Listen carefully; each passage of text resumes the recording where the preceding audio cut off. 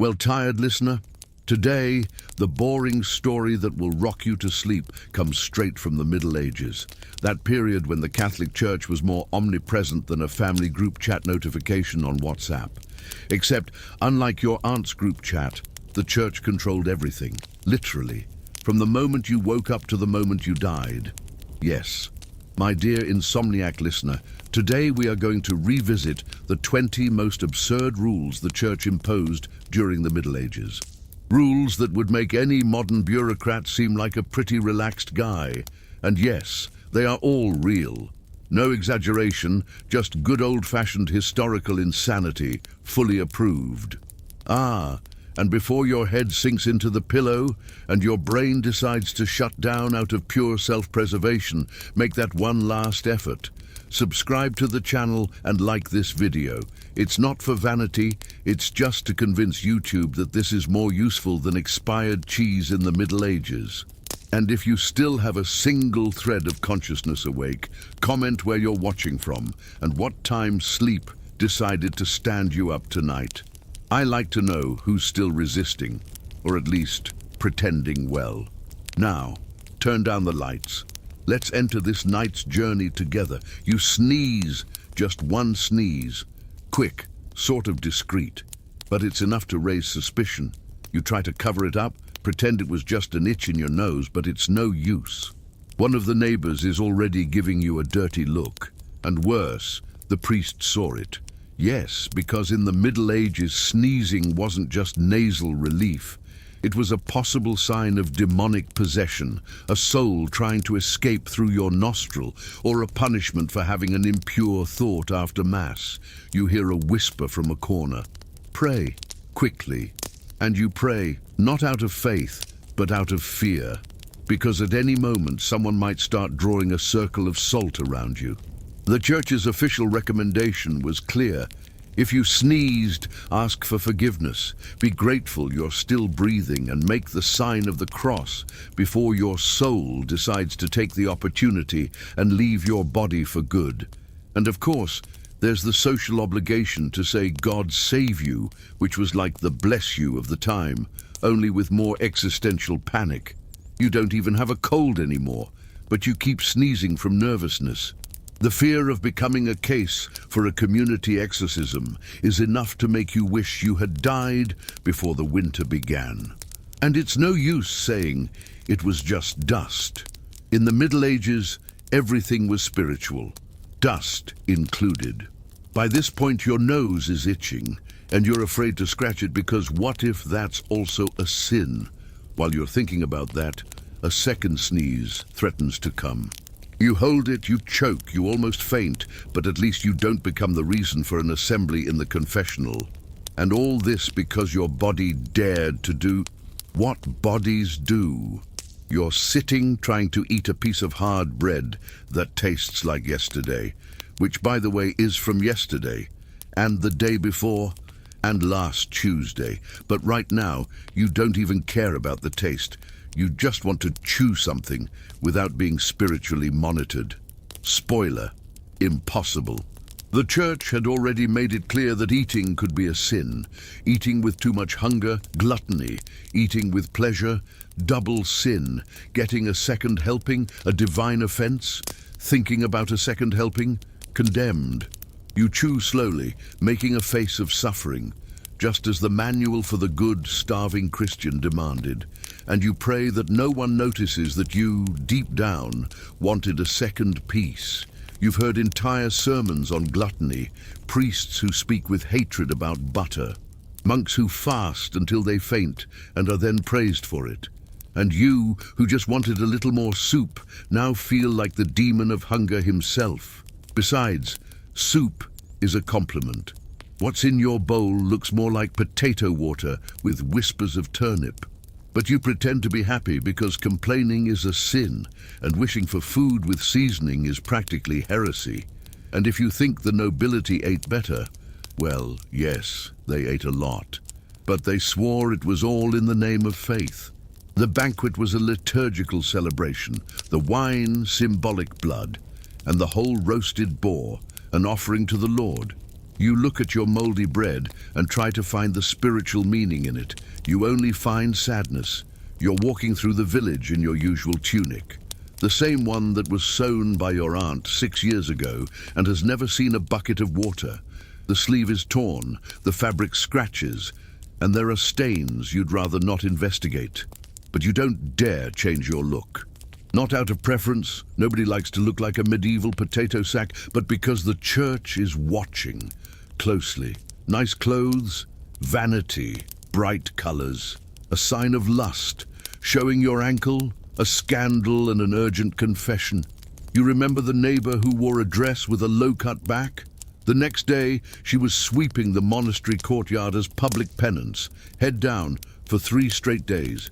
So yes, your sackcloth tunic is the best choice. Not pretty, but safe. Meanwhile, the priest wears purple silk with gold embroidery and a pointy hat that looks like a formal omelette. But of course, he can. He's God's representative on earth. You're just the sinner on duty with scabies and a button hanging on by a miracle. You scratch your arm, the seam digs in, and you're grateful for being protected from the sin of vanity. Or you try to be. You keep walking, trying not to attract attention. The problem is, even that has become a spiritual task. The way you walk can say a lot about the state of your soul, did you know? If you walk too fast, you're in a hurry to sin. If you walk too slow, you're lazy. Another sin. If you walk looking at the ground, it could be disguised pride. And if you look at the sky, well, that's just plain arrogance. You try for a middle ground, a humble yet functional pace, but you slip in a puddle of mud and fall right in front of the priest, who, of course, interprets this as a sign of profound repentance. You pretend it is. Better that than another sermon about the 7 deadly sins and hell, the all-you-can-burn buffet. You get up, shake off the tunic. The mud sticks more than your hopes, but that's okay.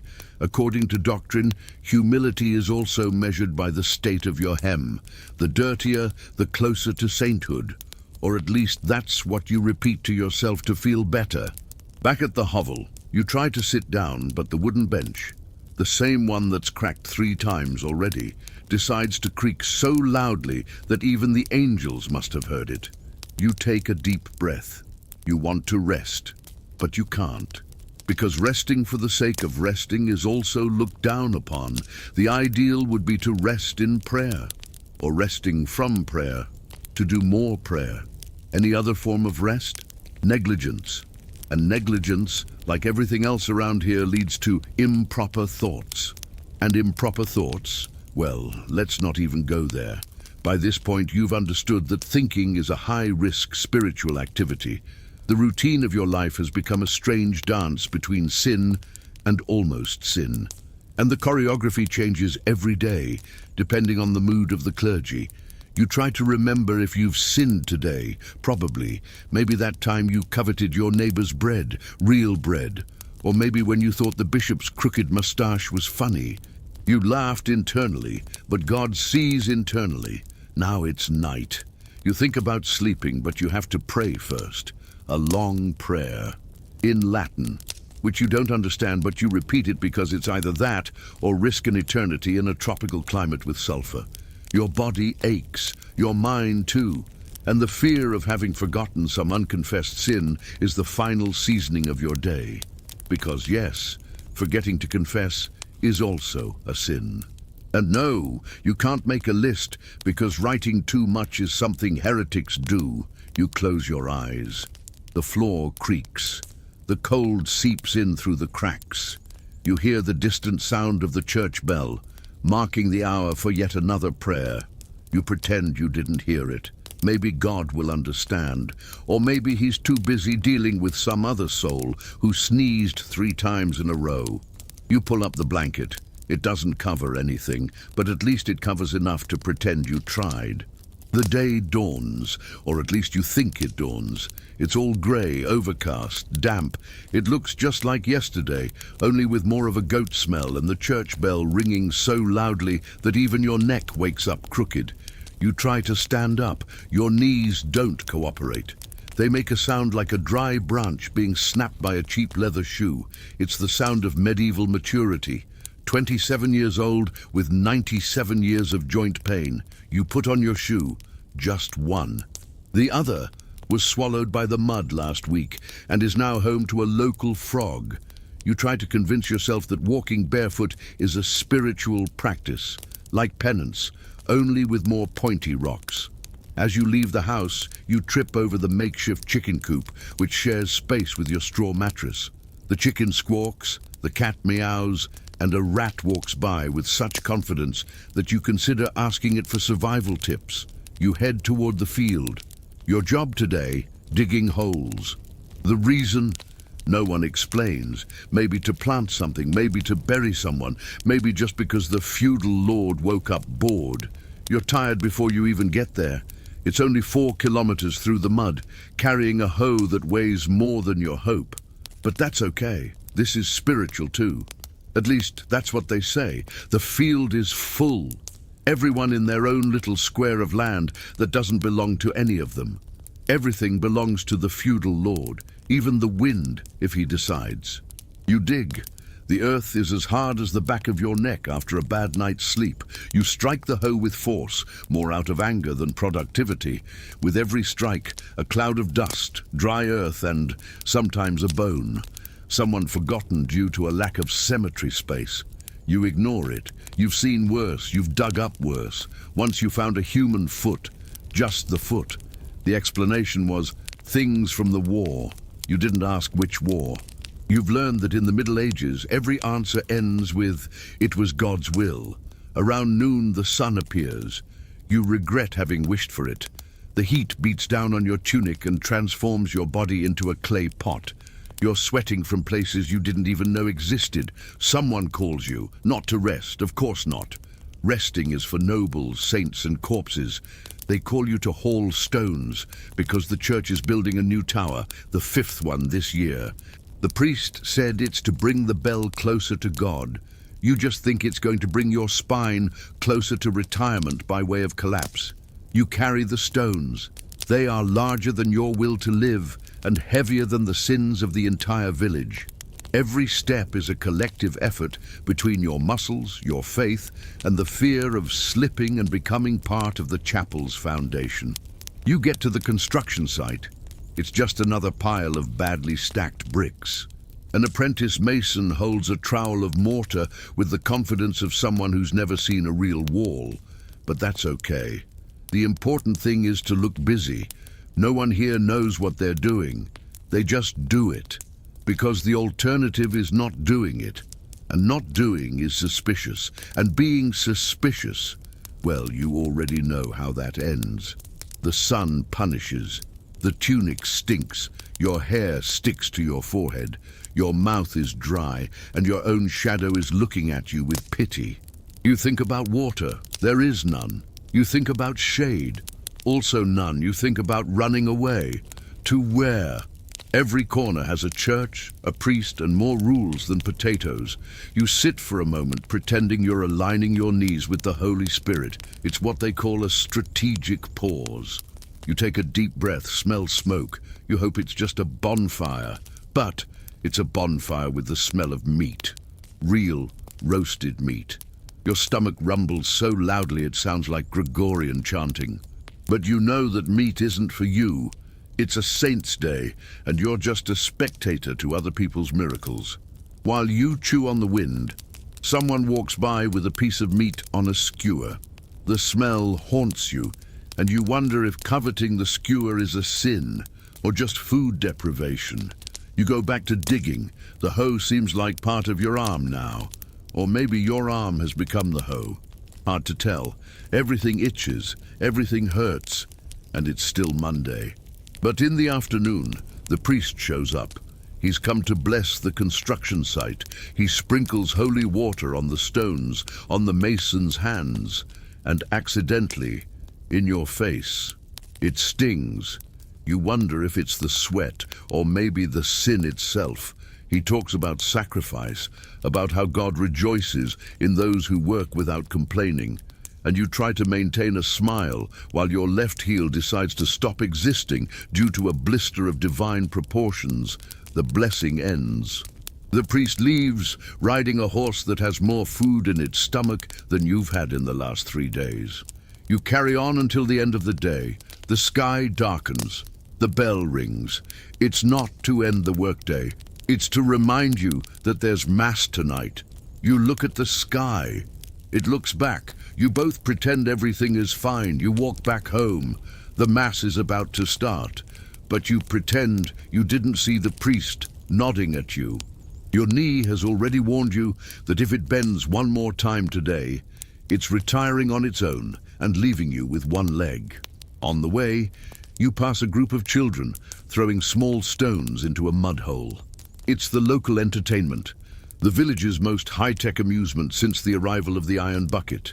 You envy their lightness, until you remember that, with luck, half of these children will reach the age of 12 with all their teeth.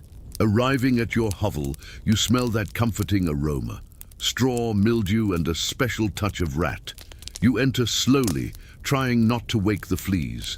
They're the only ones with a better routine than yours. You sit down. Your muscles scream. But you're used to it. It's become the soundtrack of your existence. The creaking of wood, lower back pain, and the distant sound of the bell, reminding you that you still haven't prayed enough. Deep down, you know that tomorrow brings more. More holes, more stones, more sermons, and less food. But for now, you just want to rest your head and pretend you live in an era where taking a bath was an option and not a legend. You wake up with an itch that seems to start on your scalp and end in your soul. But it's just another ordinary day. The straw pillow scratching your cheek, the blanket that feels like an entrance mat, and that familiar smell of dampness that hasn't dried since the last century. The first feeling of the day, the certainty that there are more creatures living on you than in the stable next door. You try to comb your hair with your fingers. They get stuck. A nest of something. Maybe a bird. Maybe a new colony of lice has formed on the top of your head. You sigh and decide to ignore it. Besides, cutting hair requires scissors, and scissors in this village are a luxury item. They used them once to cut bread. They never found the blade again. You think about taking a bath, but you only think about it because bathing isn't exactly a frequent event. First, because there's nowhere to do it. Second, because there's nothing to do it with. Third, because they say that opening your pores with water can let evil spirits in. So sweating has become synonymous with health. You clean yourself with a cloth, a piece of linen that has already served as a dish towel, a diaper, and probably a boat sail. You scrub where you can reach, pretend it's working. The back of your legs. Leave it for the next full moon. The church, of course, has an opinion on this too. According to the clergy, the natural body odor is a sign of humility. If you smell like lavender, it's vanity. If you smell like a goat, it's virtue. So you choose to stink with pride. On the street, you find a vendor selling vinegar with garlic as a remedy for anything. Cough, vinegar and garlic. Toothache, vinegar and garlic. Tainted soul? Yes, also vinegar and garlic. You buy some. Not out of faith, but because the smell might keep the rats and the priests away. You start coughing again. A dry, persistent cough that echoes like a personal bell, announcing that your lungs are tired of your presence. Someone looks at you and asks, "Is that contagious?" You answer that you hope not, but deep down, you know it is. After all, 3 people from the village disappeared this week after sneezing too much. You remember the doctor's last visit, a man with a long-beaked mask, wearing a robe that looked like it was made of a sleeping bag and smelling of old candles. He examined you from a distance as if every sick person was a cauldron about to explode. His recommendation, burn your clothes, pray a lot, and drink tea made from dried toad. Spoiler, no one got better. You, who have always been more or less healthy, now walk around with a cloth tied around your neck. They say it helps filter the air, or at least hides your feverish expression. You believe it, because in the Middle Ages, hope is the only medicine without side effects, other than disappointment. Later, a priest arrives. He comes to bless the sick. and also to collect the overdue tithe. Because even with a fever you still owe faith and invoices, an ancient tradition. He places his hand on your forehead, says you need to confess. You think, confess what? That I haven't washed my hands since the last harvest, that I used the basin water to clean my feet, that I chewed a suspicious herb thinking it was seasoning? You confess everything, and then some, just to guarantee your soul's salvation. Since your body, well, that's been on plan B for a while. On the corner you hear screams, a man writhing on the ground. They say he's possessed. Could be. Could also be food poisoning from undercooked meat, but no one wants to risk it. They call the exorcist, who coincidentally is also the butcher, the carpenter, and the father-in-law of the local healer. The session lasts for hours. You watch from a distance. Not out of curiosity, but because anything is better than going back to your straw bed. That night you try to sleep, but the cough returns. Your throat burns. Your feet itch so much you think they're going to walk off on their own. You try to distract yourself by counting rats on the ceiling. You get to 8, a personal record. You turn on your side. The sound of your own breathing bothers you. Every inhale sounds like an out-of-tune harmonica begging for help. You think about praying, but you've forgotten the words in the Latin, so you just whisper, "Help me out here, please." The next morning, you discover the well water has been contaminated. Reason? Nobody knows. A witch's fault, probably. Or the gossipy neighbor who looked sideways at the priest's dog. The clergy calls for a collective fast to purify the waters. Meanwhile, you drink rainwater that dripped off the roof, which runs over the collective latrine. But that's okay. The important thing is to keep the faith. You wash your face with this water and immediately feel your skin burn.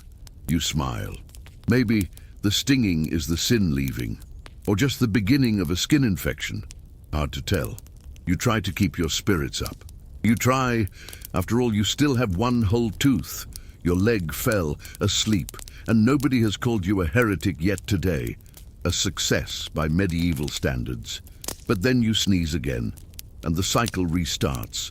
Someone from the other side of the village shouts, "Bless him." You raise your hands, try to say it was just the dust, but no one hears, or they prefer not to, because between facing the reality of generalized filth and blaming the devil, they always go for the easier path. The little demon of rhinitis. You go to sleep again, now with a cloth over your face, garlic in your pocket, and the certainty that tomorrow your throat will hurt more than a confession after the feudal carnival. And so, between coughs, itches, and improvised blessings, you survive another day of medieval hygiene. Congratulations, it's market day. You even forget your aches for a second, just a second. Because the moment you step into the street, you step on something soft. You don't look. It's better that way. The smell tells you enough. The village is lively. People selling wilted vegetables, fabric that looks like it got in a fight with a goat and lost, and a man offering sanctified pills, which are basically little clay balls that smell like anise. You buy one. Why? Nobody knows. But at least now you have something to suck on while you wait for eternity to pass. You try to talk to someone. The neighbor, the one who always has a rosary in her hand, and the look of someone who knows your sins before you even commit them. She asks, "So, have you confessed today?" You reply, "Haven't had time yet." She smiles, like someone who just wrote your name on a list. You swerve, go to the fruit stall. There are apples, something that was once an apple. The vendor says it came straight from the monastery. Blessed, he claims. You believe him. Because only a blessing could keep it looking that color after a week in the sun. While you're picking out a fruit with no visible critters, someone pokes you. It's the blacksmith. He wants to know if you saw the bishop's new edict. Now it's forbidden to laugh loudly in public. The reason? Excessive laughter attracts mocking spirits. You thank him for the information and immediately remember a joke you laughed at last night. You silently ask for forgiveness. You keep walking. A group of kids is playing with knuckle bones on the sidewalk. It's like dice, only with real bones. Probably chicken or something that used to be a chicken. It's the main local entertainment after Mass and before the public execution of the month. The execution, by the way, is next Thursday. They say the accused was caught stealing a candle from the church. A very serious crime. Considering a candle here is worth more than rice. You don't comment. You don't even think about it. Just to make sure nobody mistakes you for an accomplice. In the center of the village, the priest is preaching on top of a crate. As always, he's talking about the apocalypse. Again, he says the village is surrounded by sin, that God is watching, that the final judgment is closer than the harvest. You pretend to pay attention and try not to yawn, because yawning can also be seen as temporary possession. You observe the other faithful, all looking sleepy. Some don't even hide it. An older man dozes openly, using his own staff as a chin rest. No one reprimands him. He has credit with the priest because he donated 2 bags of wheat during the last flood. After the sermon, you try to go home, but you run into the local guard. He wants to check if you have permission to walk around. You show him your piece of paper with the official seal, which is basically a scribble on parchment saying you don't owe anyone anything. Today. The guard reads it, pretends he understands, and lets you go. But he leaves you with a stay sharp. You get home, tired of social interaction, which in your time is practically an Olympics of hypocrisy. Everyone trying to seem purer than the next person while hiding their own rot under the carpet or under the tunic. You remember when you tried to join a religious order. You thought you'd find peace there, less sin, less pressure, fewer curious neighbors. Except you discovered that the monks fight over bread, compete over who prays better, and have contests to see who can fast the longest without fainting. You gave up. You preferred to remain a sinner, but with a minimum of bread and dignity. At night, there's dancing in the square, but only liturgical dancing. No upbeat music, just a dull drum and Gregorian chanting. The kind of soundtrack for a movie where no one survives at the end. You go anyway. Because, let's be honest, it's either that or counting how many new fungi have appeared on your bedroom ceiling. In the square, men and women look at each other without looking at each other. Direct eye contact could be interpreted as a marriage proposal. And marriage is decided in a meeting with the clergy, the parents, and sometimes the butcher, because nobody does anything alone. You sit in a corner, watching. A couple spins, holding hands.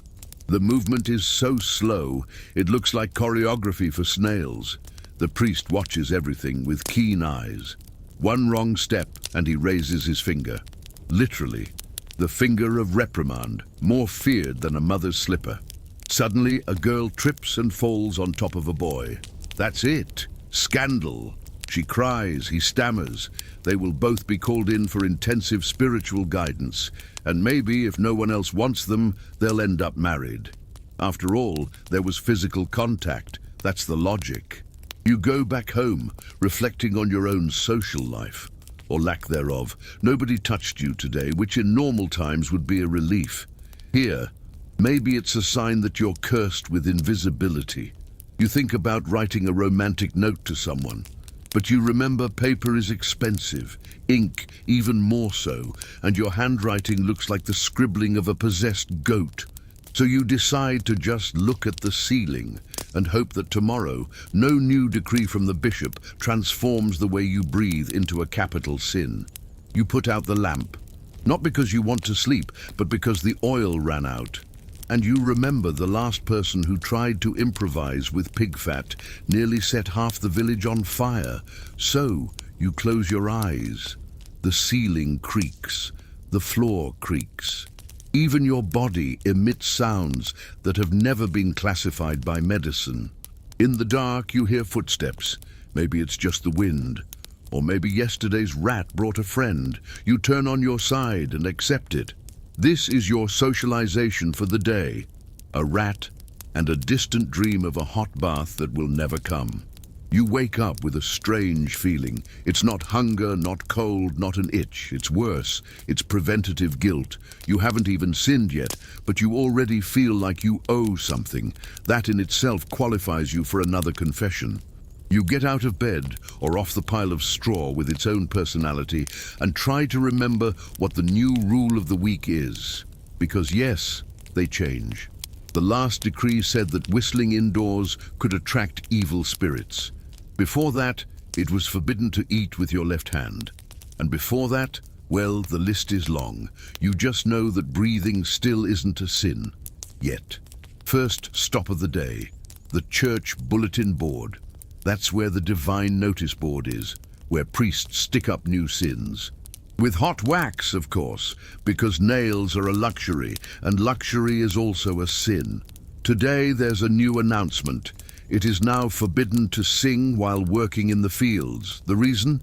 Singing can be a sign of joy, and joy can lead to vanity. And vanity, you already know, is the gateway to all evils, and then some. You laugh internally, because externally is risky. Moving on with the day, you go to the stable. You don't have a horse, but you like to stand there. The smell of hay is less aggressive than the 8 a.m. sermon. A man passes by and comments that he saw someone smiling to themselves near the well. Says the priest has already been informed. You swallow the smile that almost appeared and pretend to be worried about the harvest. By the way, speaking of the harvest, there are rumors that the next one will be dedicated exclusively to the production of liturgical wine. Meaning you will plant, harvest, stomp the grapes, and watch the monks drink. All in the name of faith, of course, not yours, but theirs. At the communal meal, another reminder, prayer before, during, and after eating. Yes, during, meaning with every bite, a small prayer. And chewing with too much enthusiasm could indicate gluttony. The solution, chew sadly, as if you were savoring a sermon. You try to follow it all, but then comes the mandatory fasting part. It's Wednesday. And on Wednesdays, according to the last assembly of local saints, one must avoid meat, milk, eggs, and anything that doesn't come from one's own disillusionment. You look at your plate and see hard bread with water. You sigh. At least the bread doesn't scream when you bite it, yet. During the afternoon, news arrives that a woman in the village was reprimanded for speaking too loudly. Official reason: a raised female voice can awaken indecent thoughts in men. The solution: always speak in a whisper, even if the house is on fire. You wonder if this also applies to the clucking of chickens, but decide not to ask. You pass by the priest. He comments that he saw your face was a bit more flushed yesterday and asks if you are nurturing vanity. You say it was just sunstroke. He recommends preventative penance, 10 kneelings in the chapel and 2 laps around the cross with your gaze fixed on the ground. You go. Because saying no could be interpreted as rebellion, and rebellion is heresy's ugly cousin. By the way, you heard that now there's a punishment for those who sleep on their back. They say that position opens the body to temptations. And sleeping on your side? Only the left side, because the right side is reserved for angels. You wonder how you haven't turned into a pretzel trying to get the celestial posture right. End of the day. New announcement. It is now forbidden to laugh during funerals. Okay, that actually sounds reasonable, until you remember that in your village, funerals are the only time they serve barley cakes with honey, and someone always slips, trips, or mispronounces the deceased's name. The urge to laugh is inevitable. The challenge now is to maintain composure while the priest calls Benedito Benemito and trips on his own tunic. You go back home reflecting, thinking about the rules, about how they appear, grow and multiply, just like mold on the wall. No one knows who started them, but now they're everywhere, and each one with a purpose, to remind you that being happy is a privilege reserved for the afterlife, and even then, only if you followed every rule, including your sleeping position. You arrive, lie down, contort yourself trying not to offend any saint with the position of your legs. You close your eyes and promise that tomorrow you will try to be even more disciplined. or at least look like it, because in the Middle Ages, looking the part already counts. The day begins with fog or smoke. You're never sure. It could just be someone burning straw to ward off the evil eye, or a divine sign that the whole village will need to fast again. Either way, you leave the house already apologizing, just as a precaution. Today is the day the higher religious authority visits. That bishop who only shows up when there's something important, or when the monastery runs out of wine. The buzz is general. Everyone must be clean, composed, and, ironically, humble to the point of dust. Not an easy task. You go to the well, splash water on your face, and pray that it's enough. A full bath only with an appointment and a special blessing. After all, showing your ankle in public could be interpreted as an attempt at seduction, even if that ankle is covered in mud and flea bites. On the way back, you hear the new orders. Today, it's forbidden to chew loudly, because according to the writings of a monk from the last century, the sound of chewing can disturb the angels during their celestial tasks. You wonder if these angels have the hearing of a bat and the patience of a turnip, because everything seems to offend their peace. During Mass, the bishop preaches for over 2 hours in Latin, without a pause. Your mind wanders. You start counting how many times he repeats the word sin. You get to 53, and that's losing count a few times while you are thinking if the bread at home is still edible or if it has turned into a fossil. And if, for some mysterious reason, you haven't dozed off yet, take this moment and subscribe to the channel. Give it that sly like. It doesn't cure insomnia, but it's a good distraction, and it helps keep this boring content running like an endless procession. You smile internally. Or try to, because showing too many teeth without reason is vanity. After Mass, it's inspection time. Yes, inspection. The clerics walk by, evaluating the posture of the faithful. Shoulders too relaxed, sloth, hands in pockets, disrespect, a vacant stare, suspicious meditation. You try to maintain a position that draws little attention, somewhere between a statue and a depressed friar. A young man sneezes.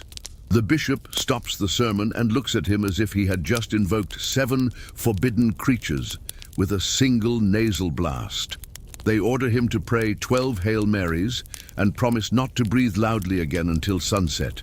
You hold in your own sneeze and feel your soul almost exit through your ear. At lunchtime, a lady spills soup on her tunic. The problem? The soup falls in a pattern that, with goodwill and a lot of imagination, resembles a sacred symbol. That's it. A meeting. 3 priests analyze the stain, conclude it's a sign. The poor lady becomes a mystical witness and now can only walk around veiled, in silence, and with her eyes lowered. You try to keep your soup in your bowl, but your spoon bends. Literally. You think it was made of lead, or at least something that shouldn't be eaten. But as always, you pretend everything is fine. You chew slowly. No noise. No emotion. In the afternoon, the monks organize a procession. A slow walk, with soft chants and neutral facial expressions. You're not allowed to smile or frown.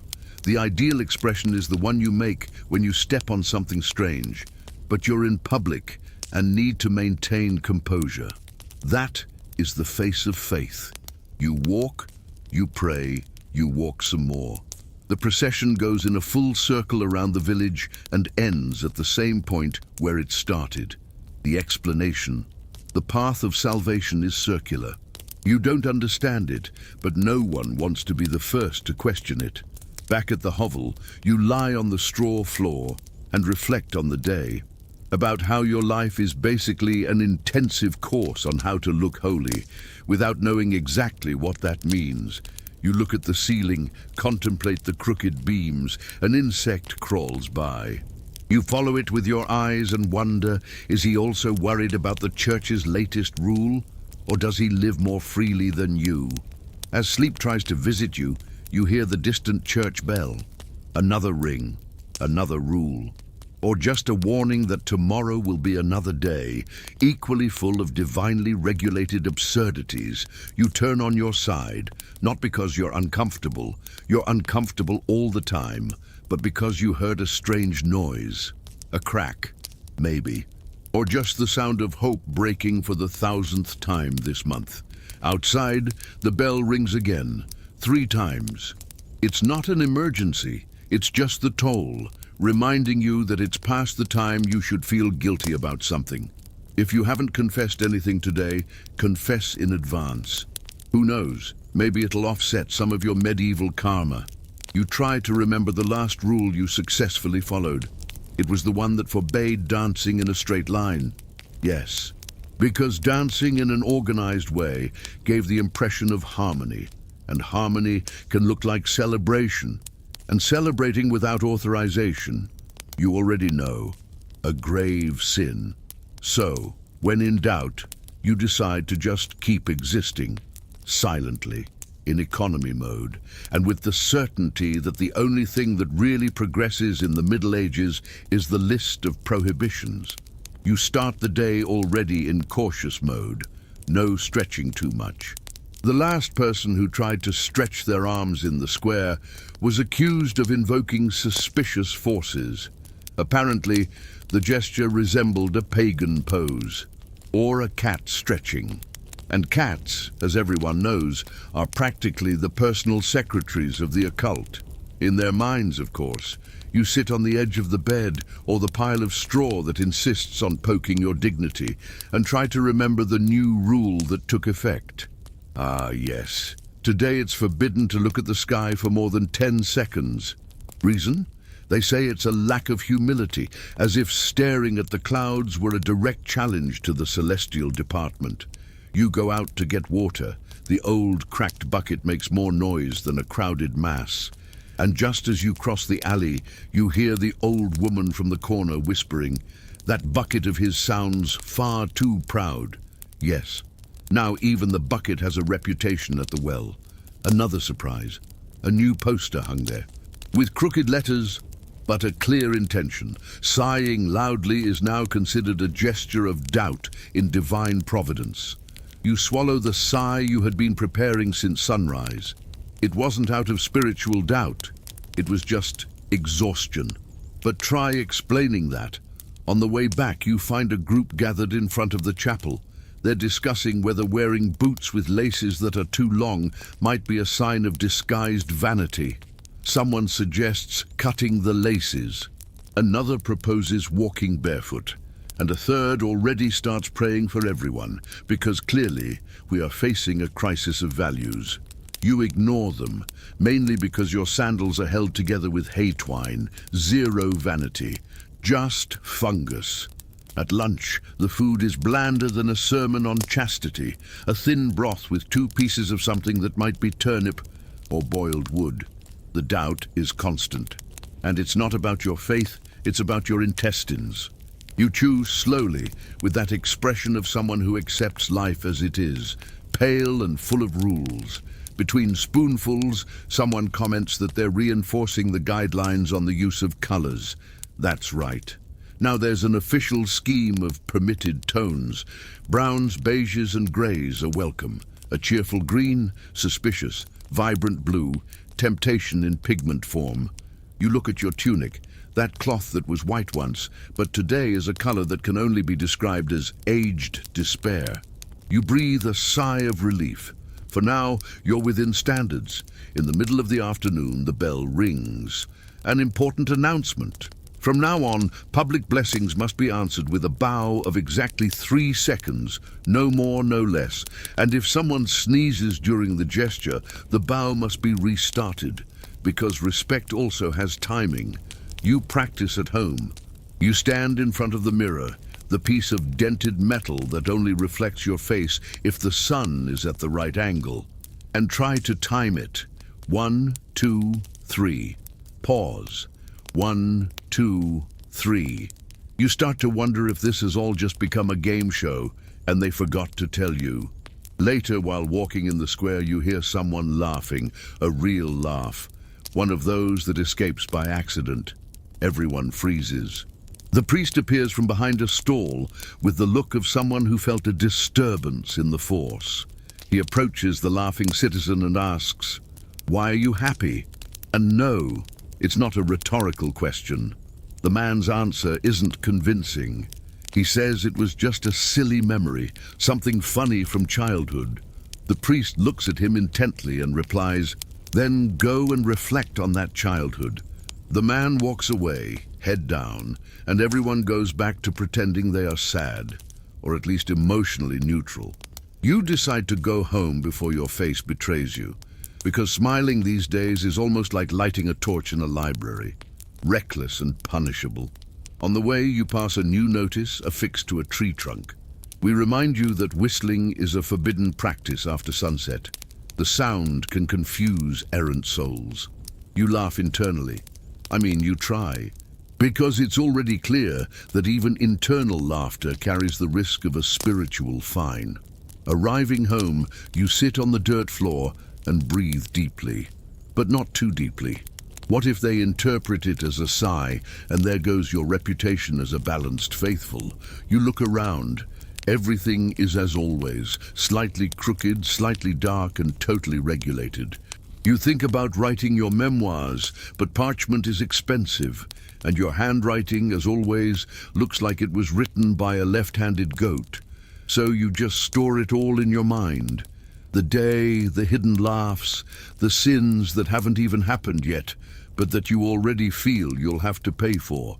And as the sky darkens, you prepare for another night where dreaming of things that are too happy might, who knows, be considered a transgression. You rest your head on a less pointy corner of your pillow, which is actually a retired flour sack. Outside, the wind whistles through the cracks in the wall. You count how many new holes have appeared since yesterday. 3 or 4. Hard to tell with this lighting, which looks like it came from a tunnel. You close your eyes and try not to think about more rules. But your mind insists. You remember that time someone was reprimanded for saying good night with too cheerful an intonation. They say a nightly greeting should only be whispered with a downcast gaze. You swear you're trying to follow along, but sometimes, just sometimes, you miss laughing out loud without looking like you're about to be exercised. You've already lost track of how many promises you've heard in the last few days. It's a promise for it to rain, a promise for it to stop raining, for the cow to stop disappearing, for the child to stop talking so loudly, and each of these promises requires a sacrifice. Small but weird. Yesterday's, for example, involved carrying a lit candle for 3 days straight without letting it go out. Rain, your problem. You saw the man with the promise, walking like a zombie, holding the candle stub in one hand and a clay tile in the other to protect the flame. What did he ask for? For his wife's cat to come home. And honestly, everyone was rooting for the cat not to come back, just to see how far he would go with it. Today, the trend is promises of silence. I promise to spend a week without speaking, only thinking about repentance, says a lady who you know only did it because she had a fight with her neighbor. Spirituality and gossip in this place live in an eternal passive-aggressive battle. You pass her on the mud path, nod your head, and she just blinks, a deep blink. Maybe it was a blessing, maybe a threat, who knows? Further ahead in the square, a crowd gathers around a new wooden cross. Not for the cross itself, but because now there's a rule that everyone must, at least once a week, touch the cross and make a promise in a low voice. Detail. No one can hear your promise. But if you don't speak loud enough to sound convincing, they say God might not count it, meaning you have to whisper loudly. The paradox consumes you. You see the baker trying to fulfill this.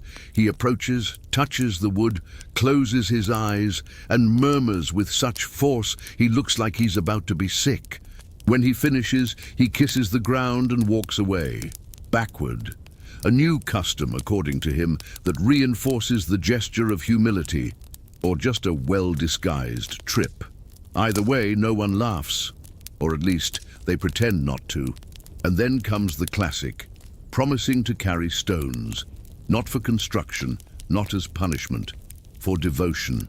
Heavy stones, preferably irregular, carried from point A to point B, then back to A. Repeat this for 7 days, in the morning, fasting. Who invented it? Nobody knows. But the rumor is that a monk did this 100 years ago, had a vision, and now everyone imitates it. The result, people with lower back pain and no visions besides the fog. You think about making a promise too. Something simple, like going a month without complaining, but you quickly remember that in your village, silence can be interpreted as indifference. And indifference, of course, is a sin. So you keep complaining, measuredly, between your teeth. A grumble here and another there, religiously moderate. While walking on the dirt road, you see a group of faithful drawing symbols in the mud. You ask, "What's that?" "It's to seal the promise with the ground," one of them says. Apparently, now you have to leave a physical mark of your intention. An X in the mud, a line, a mystical scribble. Of course, it rained the next night and washed it all away. But the faith, they say, remains, even if not a single speck of mud is left as proof. Oh, and now there's also the promise to fast from the senses. That's right. A monk invented that. As penance, you can choose one of the 5 senses and avoid related stimuli for a time. The boy from the mill chose hearing. He's been wearing wax earplugs for 3 days. Says he feels God more clearly in the silence, or he just doesn't want to hear his mother-in-law anymore. No one judges.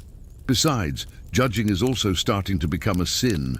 Not judging too much nor too little. A priest recently explained that judgment should be internal, light but constant, a kind of silent spiritual monitoring. You try to apply this, but you end up just staring at people with the face of someone who's trying to remember if the rule is new or if you just made it up. And in the midst of all this, the promise of internal pilgrimage emerges. You don't go anywhere, but you must walk in circles around your own house, meditating on the sins of humanity. And it has to be counterclockwise, because clockwise reminds one of time, and time belongs only to God, or something like that. The explanation has already turned into a liturgical salad. The result? You see your neighbors walking around their own houses with the most concentrated faces they've ever had. The scene resembles a parade of devout zombies. If someone sees you standing still, they suggest, "Isn't it time for you to start your lap too?" You pretend you're going to. You do a half-turn behind the house and hide for 5 minutes until the spontaneous inspection passes. And even with all this, no one dares to say they've exaggerated, because even thinking that the rules are too much can be understood as doubting sacred authority. And doubt is the first step toward deviation. And deviation, well, you get the idea. You're still there, wondering if carrying stones in silence counts as double penance, when a little old man approaches you with a bag of feathers on his back. He says there's a new kind of promise now, spreading feathers to the wind every morning, symbolizing the lightness of the soul. You watch the scene and can only think of the allergic sneeze that's coming on strong. As he spins in the middle of the square, throwing feathers everywhere, a lady complains that she saw a feather land on the church roof, says it was disrespectful. He asks for forgiveness out loud while collecting as many as he can, and promises to switch to dried leaves. You wonder, do leaves also cause offense? You sit on the vigil bench. The ground in front of you is full of footprints, marks of prayer, marks of boredom. The sun hits your face at an angle. You can't look away. You can't scratch your nose. You can't sigh loudly. The rule is clear: neutral expression, immobile body, concentrated soul. But your soul is thinking about sautéed turnips. 10 minutes pass, and a man joins you. He's holding an improvised rosary made of bean seeds. He begins to murmur something between a chant and a lament. You only hear, "Forgive, I tripped. It wasn't my intention." And then he falls silent, panting. Clearly, he fell afoul of the impure dreams rule again. Everyone around here has weird dreams, but no one admits it. After another 15 minutes, a lady passes by with a portable bell. Yes, that's right. Now there's a sound patrol. She rings the bell and asks, "Did you think of something you shouldn't have?" You respond with a look that says, "I don't even remember what I'm supposed to." She jots something down on a small tablet and moves on. You might have just earned yourself a new penance. In the last half hour of the vigil, a rooster crows. It shouldn't.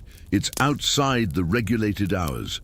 The rooster's owner is reprimanded and forced to fast from animal song for 2 days. You don't know what that means, but you decide to avoid walking near chickens until further notice. When the vigil ends, you walk back home with the gait of someone who has carried the weight of the world, or just sat too long on wood without a cushion. The village is silent, not a spiritual silence. It's that collective silence of people who are afraid of creating a new liturgical fad just by existing. And it's in this climate of, wait, there's the 5 p.m. procession of 17 steps, a new tradition that requires walking 17 steps in a straight line, 17 diagonally, and 17 backward. They say it represents the curves of life and the countercurrent of temptation.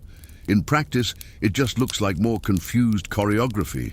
You sigh, silently, with your eyes turned inward. Because that's how it is now. Even feeling requires instructions. You're in the middle of the village when an unexpected procession passes by. There's no saint, no music, just people with serious expressions, carrying apparently random objects.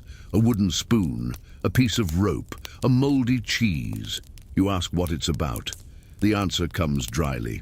Purification of utensils. It's the new practice of the week, because according to the new sermon, even household objects accumulate impure energy.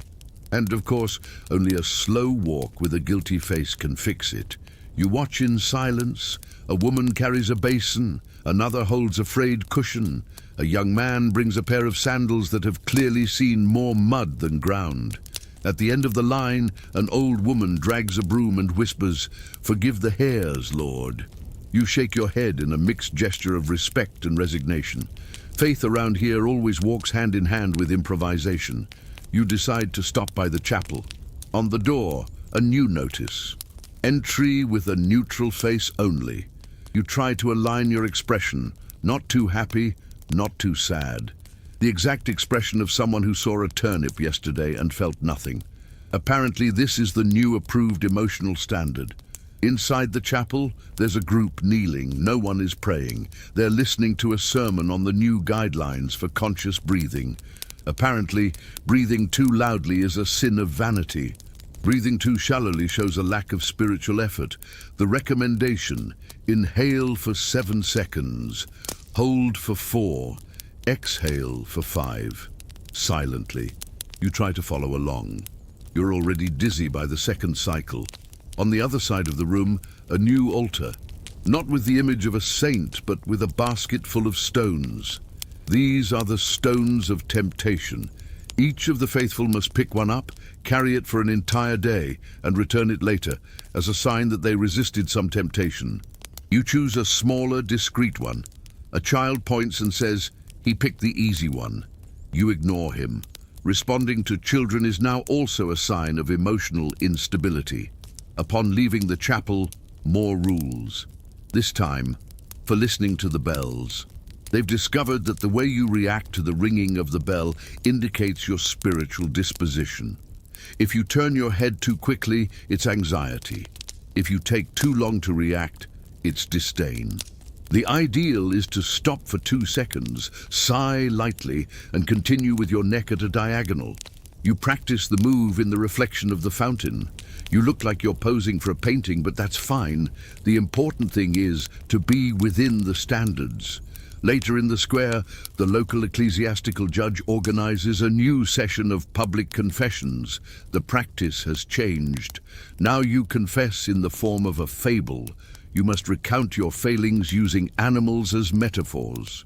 The beaver that hoarded seeds represents greed. The cow that whispered with the wind is gossip. The pigeon that looked sideways at the bell is doubt in the faith. You invent your story. There was a hedgehog who avoided mass because his spines got caught on others' tunics. The judge listens, nods his head and declares camouflage self-deception, and he prescribes a punishment. Draw 5 parables in the mud with your pinky finger while reciting the alternative commandments. Yes, now there's a B version with commentary. At the market, the mood has also changed. Now, buying something requires clear intention and a brief prayer. You can't just pick up an onion and pay. You have to hold the onion with both hands, look at the sky, and say, "May this onion make me cry only tears of spiritual emotion." The vendor replies with a seasoned amen. You pay and leave, hoping no one heard you. Nearby, a group is practicing the new liturgical dance. Nothing lively. It's a set of restrained, almost imperceptible steps. If you move too much, it's considered acrobatic heresy. The rhythm, that of one's own soul. You watch and conclude, it looks more like an elderly person stretching, afraid of breaking a hip. But you praise it anyway. No one wants to be the heretic of hip shaking. You walk back home on the narrow path between the fields. On the way, a new portable altar. A stone bench with a parchment attached. There you must sit, reflect for 7 minutes on your eating behavior, and write a spiritual goal for the next meal. Your last goal was not to make noise while chewing. Now you're thinking of thanking the turnip before cutting it. Not that the turnip cares, but the intention counts. Before reaching home, a lady calls you to participate in the circle of gestural repentance. A group forms a circle. Each person makes a symbolic gesture of their own mistake, and the others repeat it as a form of acceptance. You fake a sneeze. I was impatient. They repeat the sneeze with a solemn expression. The lady feels it. Beautiful. Very symbolic. You don't correct her. It might look bad. Once inside your house, you find the week's rule manual. It's 18 pages, handwritten, with diagrams, arrows, and marginal comments. Someone noted, page 12 has an error. The bow should be with the left leg, not the right. You read 3 pages, you give up. You decide to memorize at least 2 key phrases. Spirituality is precision, and all doubt is an invitation to a voluntary fast. They are generic enough to use in any confusion. At the end of the day, your body is exhausted, not from physical effort, but from constant attention. Every gesture is a code, every look a declaration, and every breath a test. You sit, close your eyes, and mentally review your list for today. You held the stone of temptation, told the fable of the hedgehog, didn't bite the onion without praying, and sneezed with humility. For today, you survived regulated faith. You wake up to the sound of 3 dry knocks on the door. It's not a thief, it's not a neighbor. It's the new method of morning evangelization. A young man sent by the local parish with less charisma than a turnip, and more rules than an instruction manual written by bored monks. He hands you a wooden board with the liturgy of getting up carved into it. Now, apparently, even getting out of bed requires a procedure. First, turn to the right side with pure intention. Then, place the left foot on the floor as a sign of humility. The right foot must touch the ground with restrained gratitude. You try to follow it all, but you trip on the second step and already start the day owing repentance for spiritual imbalance. In the yard, a neighbor greets you with a new gesture. It's not a wave. It's not a smile. It's a subtle movement of the eyebrow, accompanied by a slight head tilt. She explains, a gesture of complicit peace, to show that the soul is still under renovation. You try to repeat it and look like you're shooing a fly, but she understands it as acceptance and moves on. The day has barely begun, and a new notice is already circulating. The fortnight of useless reflection has been declared. You must dedicate at least 20 minutes of your day to thinking about something that serves no purpose. It could be the exact number of stones on the ground, or the number of times someone said amen with a trembling voice. You choose to reflect on why the soup is always watery on Fridays, and conclude that it's probably symbolic. In the square, they've erected a new structure, the totem of holy boredom. It's basically a tree trunk with a candle on top, where the faithful must rest their foreheads for a few seconds and give thanks for the time that was not used productively. The line is long. You wait, press your forehead against it and whisper, "Thank you for making me wait," in a pointless line. You leave with the feeling of having been accepted. Further on, a wheel of devotees performs the chant of facial repentance. It works like this. Each facial expression represents a sin. Eyebrows arched too high, vanity, trembling lip, doubt, nose in the air, disdain. You walk by with the most neutral face possible, trying to look like unleavened bread. A monge observes you and jots something down. He probably found your forehead presumptuous. At the market, the new trend is confession by fruit. You choose a fruit, take a bite, and say in a low voice something you did or thought. The apple, for example, is used to confess carnal desires, but it became so popular that it's now in short supply. The pear is used for small lies. The banana for unfulfilled promises. You pick up an orange and whisper, "I pretended not to see the priest when he asked for help." The lady at the stall just smiles and replies, "The peel forgives." At the village water fountain, there's a new container with reused intention water. Every time someone takes a sip, they must leave a positive intention in their thoughts. Except no one monitors this, so people are a bit skeptical. You take a sip thinking, "I hope this water didn't come from the puddle next door." Faith sometimes has to coexist with dubious chlorine. Next to the church, they've installed the whispering wall. It's a stone wall where you must press your ear and whisper something you'd like to forget. According to rumor, the wall absorbs the secrets and transforms them into humility. You try it. You lean in. You whisper that strange dream about the monk dancing, and you feel a weird relief. Someone behind you comments, "This wall has heard it all." You believe it and take 2 steps back. During the afternoon, a new convocation is announced. Meeting of symbolic judgment. No, it's not what it sounds like. No one is judged for real. It's a spiritual theater where everyone pretends to be accused of something small, like not having said good morning, and must defend themselves using only gestures and soft noises.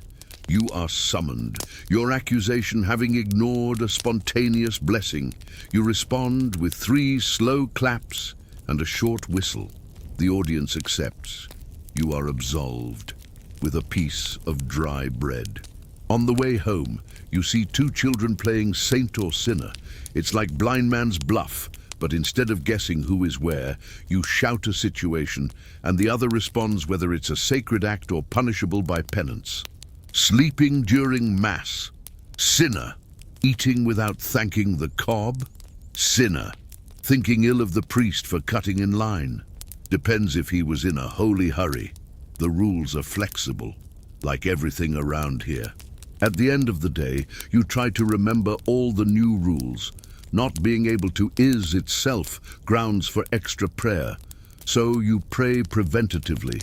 3 simple sentences. If I erred, it was out of zeal.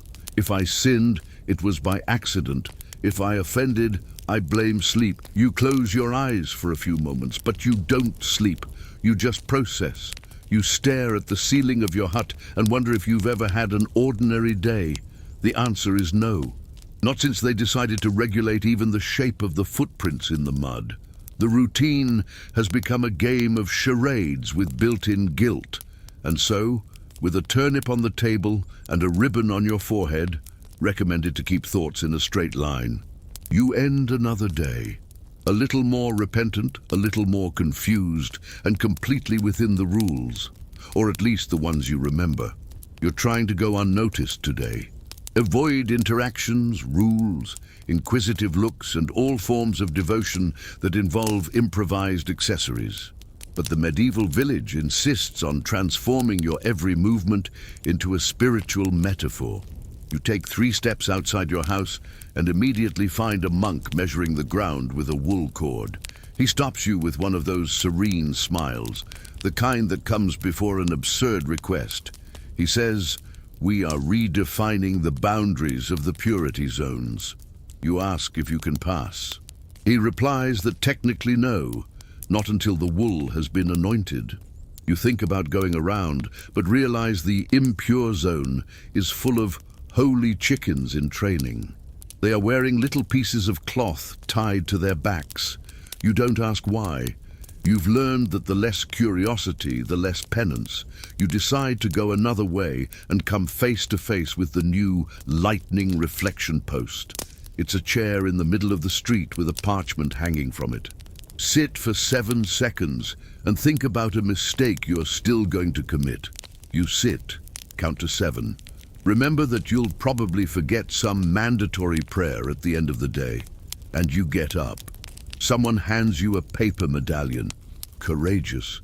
You faced your own temptation. You don't even argue. In the central square, a crowd gathers around the new pendulum of discernment. It's a rock tied to a string that swings slowly over words written on the ground. Faith, doubt, guilt, spiritual rest, need for fasting. The faithful must swing the pendulum and accept what it points to. You swing it. It lands on guilt. Of course, it always lands on guilt. Further on, you watch the faithful practicing the penitential walk. It's a slow-motion walk where each step must last exactly 3 seconds. Moving too fast denotes impatience. Moving too slowly is spiritual arrogance.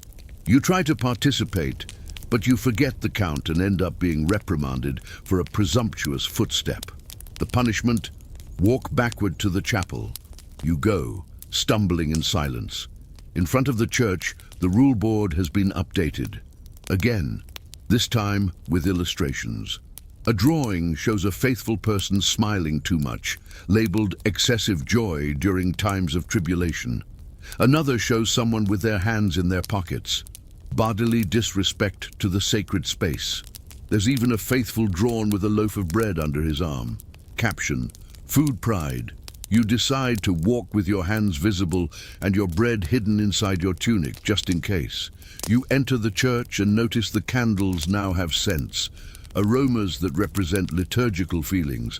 Lavender for humility, cinnamon for repentance, vinegar for intense confession. And a new scent, Artemisia with sulfur, symbolizing internal chaos. You light that one. Some days require sincerity. During Mass, there's a pause for the minute of pantomime self-reflection. The faithful must represent, with subtle gestures, a recent failure. No words, just body language. A man makes a gesture of opening a closet and being startled. Another pretends to choke on an imaginary piece of bread. You close your eyes, shake your head slowly, and place your hand on your chest. It's vague enough not to compromise you. When the ceremony ends, the faithful form lines for the sound bath. It's not with water. It's with small bells passed around the body while repeating purify, echo, silence. You participate. One of the bells hits your ear. You pretend it was spiritual. Upon leaving the church, you're surprised by a new announcement. Today is the day of irrational gratitude. You must be thankful for something that clearly doesn't deserve gratitude. A man gives thanks for the rock that fell on his roof. A woman gives thanks for the cold in her feet. You look at the sky and say, "Thank you for forgetting me in the bread blessing line yesterday." A priest smiles. That's the spirit. Later, during the communal meal, the new rule of the moment. Eating in absolute silence, but with conscious mastication. Each bite must be reflected upon as if it were the last. A faithful man cries while eating soup. He says he felt the soul of the carrot. You just think it was undercooked. The priest passes by, distributing a new pamphlet. Meditations for before yawning. That's right. Now, even yawning requires awareness. A long yawn, lack of vigilance. A short yawn, superficiality of spirit. The instruction is to yawn with reverence in 3 phases. Inhale, open, retract. You try and almost choke. It's the mystique of sleep with built-in guilt. At the end of the day, you're sitting on your usual rock, watching the sky. A young man approaches and asks, "What was your weakest repentance of the week?" You think and answer, "I think it was that moment when I sneezed and didn't hold back a doubtful thought." He nods, says he had a similar thought when he saw a sheep looking at him with disapproval. The conversation ends with a handshake that now needs to last exactly 5.5 seconds. It's the touch of communion of the wavering. And so, between aromatic norms, redemptive pantomimes, and illogical gratitude, you end another day without knowing exactly if you evolved spiritually or just survived medieval creativity. You're just standing there, leaning against a stone wall, trying to look invisible. It's a talent you developed after the 30th time someone involved you in a devotional activity involving fruit, bells, or existential riddles. But your wall camouflage doesn't work for long. From the other side of the square, a group of faithful appears with a new practice, the Parade of Abstracted Sins. Each one carries a banner hanging from their neck with a generic word: expectation, excess, thought, lack of focus. No one explains what it means. The idea is precisely to confuse others' judgment. That way, if someone asks, "But why are you carrying anxiety?" you reply, "It's personal," and that's it. Spirituality is now mystery and passive aggressiveness. You try to leave discreetly, but you're quickly pulled to participate in the new workshop of the day, theology with cloths. Yes, cloths. Each person receives a piece of fabric of a different color and must interpret a religious feeling with gentle movements. Blue represents hope, red, zeal, light gray, the resignation of a tired knee. You get a beige cloth. The instructor says, "Use this to express the acceptance of the inexplicable." You just wave the cloth, numbly. Someone praises your spiritual minimalism. At the communal lunch, no one eats until the guide to the sincere bite is read. A parchment with 15 phrases that must be repeated before each spoonful. Yes, each one. The phrases range from, "I accept this bitterness with forced sweetness," to "May this gruel represent my creamy doubt." You last until the 6th spoonful. After that, you just move your lips in silence. No one notices, or everyone pretends not to. Later, the convocation for the round table of silent humility arrives. A group gathers, and no one is allowed to speak. Each person writes a short sentence on a piece of paper about their failure of the day and folds it carefully. The paper is placed in a basket. In the end, a priest reads the phrases in a low voice, and everyone nods with their eyes closed. You write, "Today I doubted the bread." The phrase is read. 3 people sigh. 1 cries discreetly. You just wanted to eat without theology. The bell for alternative confession rings. This time, it's confession by aroma. You choose one of the jars with dried herbs, inhale deeply, and say what it reminds you of. If it reminds you of something uncomfortable, you confess. You choose a jar with the smell of burnt garlic. It reminds you of when you pretended to pray just to leave the church cleaning early. You admit it. The monk jots it down on a parchment. Says that garlic symbolizes well-seasoned self-deception. At the riverbank, a new practice is inaugurated, the fast of reflection. You must kneel before the water and avoid looking at your reflection for exactly 5 minutes. The reason? To avoid subtle narcissism. Someone asks, "What if the water is moving?" The answer, "So is your soul." No one argues. You kneel and try not to look. In the 2nd minute, a frog jumps and splashes mud on your foot. You remain firm. The soul resists, but the foot complains. When you return, you find a notice on the chapel door, entry only upon reading the Epistle of Exhaustion. You read the text. A passage repeats 5 times. "And he who walks tired shall be welcomed, But first he shall be tested, and then he shall be reminded again of the reason for his exhaustion. You enter, already resigned. Inside the church, a new ritual. Spiral contemplation, or the faithful walk in slow circles around a lit candle, while thinking about decisions they made and later regretted. You don't have to tell anyone, just spin and reflect. You think about the time you doubted the corn cob as a spiritual tool, and the time you confused blessed flour with sand. The spinning makes you dizzy, so does faith. Leaving the chapel, you pass the wall of postponed silence, a space where the faithful stick notes with thoughts they are not yet ready to say. They are phrases like, "I want to understand the turnip as a symbol, but I can't," or "Today I thought ill of the bell." You read them all without judging. You stick yours. Sometimes I don't know if I'm praying or just waiting for time to pass. A priest reads it, nods and murmurs, "Profound." At the end of the afternoon, a new activity takes over the village. The awakening of the inner gaze. No, it's not mystical. It's basically staring at another person for 2 minutes without blinking, waiting to perceive some deep truth. You stare at an old man who can only yawn. He stares back at you with a look of someone trying to remember where he left his cane. In the end, nobody discovers anything, but everyone greets each other as if they had read each other's souls.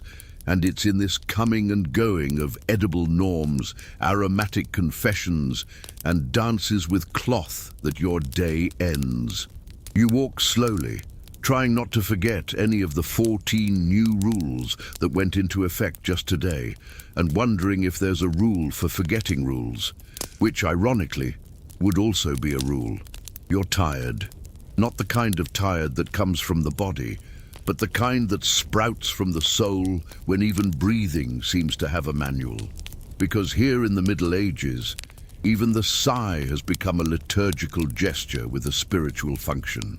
Sighs over 5 seconds, a demonstration of veiled despair. 4 seconds, serene recollection. You've been training to stay in the 4.5-second range, the limbo of sighing. Today, as you try to rest in a random corner of the village, an altar boy hands you a goose feather. He says it's the instrument of forgiveness. You must write with your mind the words you didn't dare to say. Not on paper, of course. In the air. That's right. Just pretend to write while looking at nothing. You begin.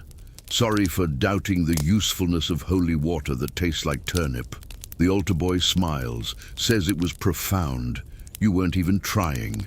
On the other side of the square, the faithful sit in a circle around a new object, a basket of hollow stones. It's the vessel of whispered guilt. You choose a stone, bring it close to your mouth, and whisper something that embarrasses you. Then, you put the stone back. Theoretically, it absorbs the shame. Practically, it's just you mumbling to a rock, but it's worth a try. Soon after, you hear the priest's announcement. We are on the 3rd day of the fast of useless words, a practice that requires thinking hard before speaking. Every sentence must contain purpose. A woman tries to ask to borrow salt and ends up giving a speech about redemption and condiments. You just raise your hand, point to the salt, and make a thank you sign with your eyes. The new official language is that of awkward mime. In the offering tent, there's a new recommendation. Do not give more than you would be willing to lose, an attempt to humanize sacrifice. The problem is that now everyone gives things that are too symbolic. Threads of fabric, pieces of bread that no one would eat, phrases written on beet leaves. You leave a button and say, "It's from my favorite tunic." The lady at the altar jots down, "Genuine offering. Congratulations." You don't even like that tunic that much. Later, at the meditative reading session, you're invited to join the choir of the repentant. But it's not singing. It's non-verbal sounds that express emotional states. A monk emits a prolonged for every time he felt doubt during the day. Another makes a short tisk for every improper thought. You opt for a sigh that ends in a hiccup. You just made it up. It worked. The sun begins to set. which means it's almost time for the ritual of passive acceptance. Everyone gathers around the big bell and listens without reacting to the day's events that cannot be undone. A monk reads, "The bread burned," silence. "The candle fell," nothing. "The turnip withered," muffled sighs. After that, the priest announces, "And yet, we are here." Everyone nods their head in unison. That's it. Resigned survival. As you walk away, you see two ladies arguing discreetly. Of course, the new rule says that any disagreement must be held in a low voice and with metaphorical arguments. "You are acting like a rooster outside the coop," says one. "And you, like a bell that rings out of hour," replies the other. You decide that if you're ever going to complain about something, you'll use, "This is more chaotic than a confessional on market day." On your walk back, a young man stops you with a parchment. He asks you to answer the question of the day. What part of your being still resists repentance? You think. You answer, "My big toe. It always escapes my sandal and refuses to accept." The young man smiles, says it's the most honest answer of the day. He jots it down and hands you a leaf that smells of rosemary, symbol of involuntary healing. You keep it, not knowing what you'll do with it. The penultimate stop of the day is at the wall of incomplete declarations. The faithful stick up unfinished sentences. The idea is to admit that you don't have all the answers yet. You read a few, "Today I almost understood. If I had more courage, maybe. I still don't know what to do when." You write, "Faith sometimes seems like a turnip," and stick it up.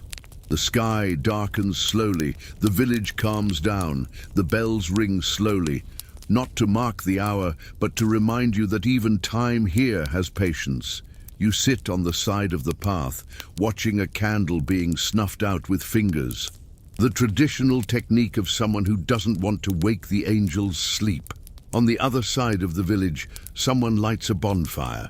It's the fire of lazy acceptance. It serves no purpose other than to be looked at. You watch. Someone throws a piece of paper with the word guilt written on it. Another throws a drawing of their own face made with charcoal. You didn't bring anything, so you imagine. You imagine throwing in all the times you tried to understand the rules and failed. And you feel a ridiculous relief. Finally, the collective final silence arrives. It's not mandatory, but everyone participates. It's 3 minutes of nothing, no noise, no gesture, just presence. You close your eyes, you breathe at the right pace, no more, no less. And for the first time all day, you feel like you don't have to do anything, not pretend you understand, not look devout, just exist. Good night, tired listener, and until the next one, sleep with a tired story.